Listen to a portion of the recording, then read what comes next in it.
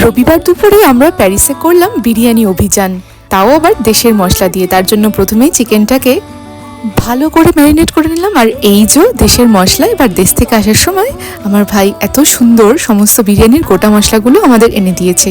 আর এই গোটা মশলা দিলে বিরিয়ানির স্বাদ একদম জমে যায়। এই যে মশলা গুঁড়ো হয়ে গেছে, আর এদিকে চিকেনটা কষানো চলছে, আর এদিকে দুধের মধ্যে গোলাপ জল, কেওড়া জল, মিঠা আতর আর স্যাফরন দিয়ে বানিয়ে নিচ্ছি। আর এই যে নৌকা বেরিয়ে গেছে, নৌকার মধ্যে একটু ঘি আর একটু অলিভ অয়েল দিয়ে লেয়ারিং শুরু করে দিয়েছি। প্রথমেই মাংসের লেয়ার, তার উপরে ভাত, তার উপরে বিরিয়ানির মশলা, একটু ঘি আর সেই কেওড়া জল, গোলাপ জল, মিঠা আতর আর স্যাফরনের গোলাটা দিয়ে দিলাম। এইভাবে দুটো লেয়ার করে দিয়েছি। তারপরে অ্যালুমিনিয়াম ফয়েল দিয়ে ঢাকা দিয়ে ব্যাস আর কি 1 ঘন্টা অপেক্ষা করলেই ready Kolkata style chicken biryani. এবার আস্তে আস্তে প্লেটে 1 প্লেট করে বেড়ে নিলাম, আর দুজনে মিলে 1 প্লেট করে খেয়ে ভর্তি করে আমাদের বিরিয়ানি অভিযান সম্পন্ন।